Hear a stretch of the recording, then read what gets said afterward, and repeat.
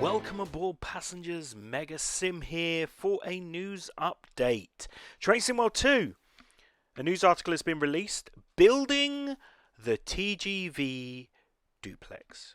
This is their second developer feature where we'll find out about the star of LGV Méditerranée.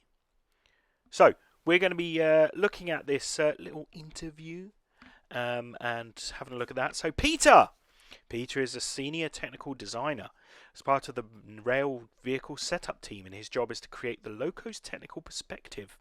So bringing all the visuals into something that we can actually be used and interactive with, such as buttons, levers, and everything else in that cab. And we also had the discussion with James, senior physics engineer. So using the team's tools to make physics for pretty much every train we're creating. They are creating. Initial block out, done all the air systems, brakes, because there are 4 different braking systems on the TGV. So it's his responsibility to ensure that all the systems work and integrate together. And then characteristics of the electric brake, part of this then gets blended in with the air brake system. So yeah, a lot of things going on. So how do you start making a new locomotive?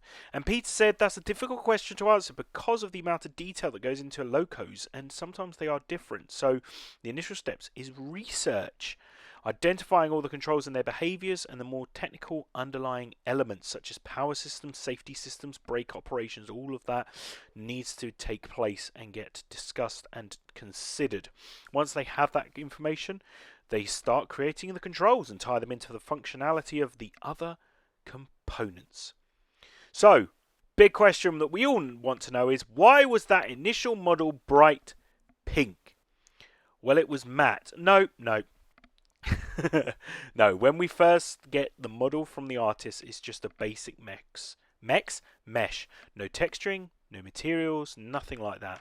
So the way Unreal Engine shows an untextured asset is just grey and extremely bland, monochrome colour, and you can't see any detail in it. So pink is a great contrast colour where they can apply to it some of the details of the mesh that makes it easier for them to work with, to place initial controls before the more detailed model comes in.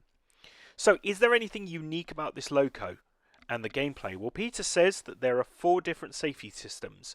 There's the TVM, the Transmission Voie Machine, the KVB, the Contrôle de Vitesse par Balise, the Crocodile, and the VACMA, the Ville Automatique. The TVM, high speed in cab signalling system, allows trains to travel over 300 kilometers an hour.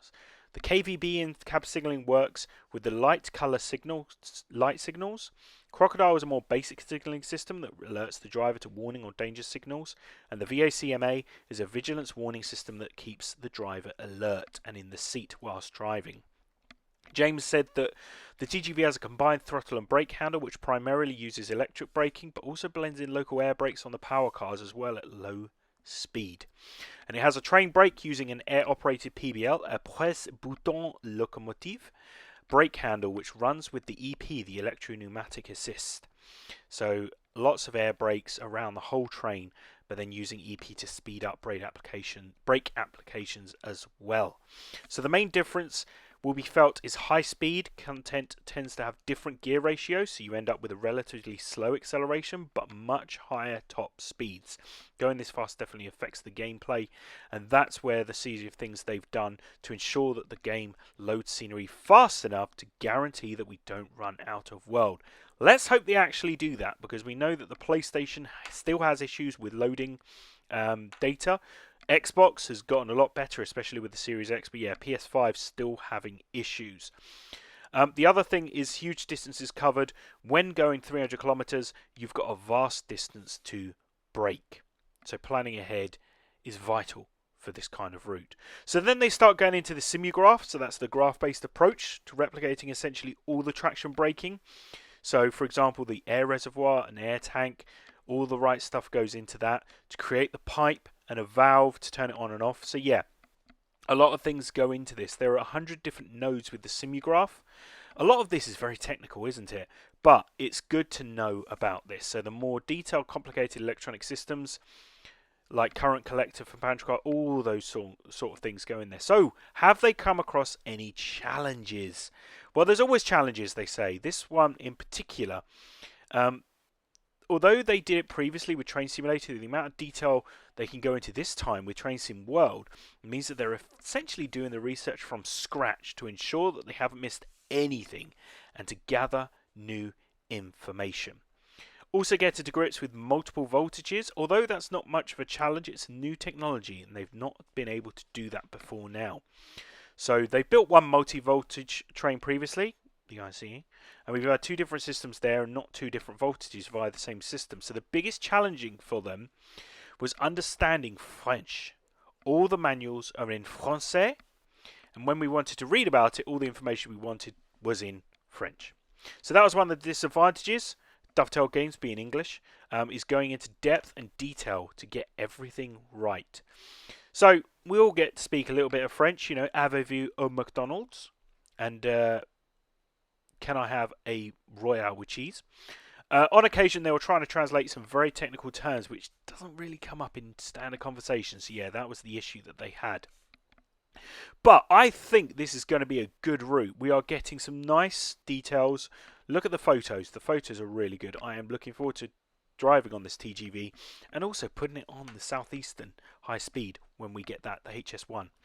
But no, thank you so much for watching. That was just a little video. I say a little video. It's gone on for 7 minutes-ish.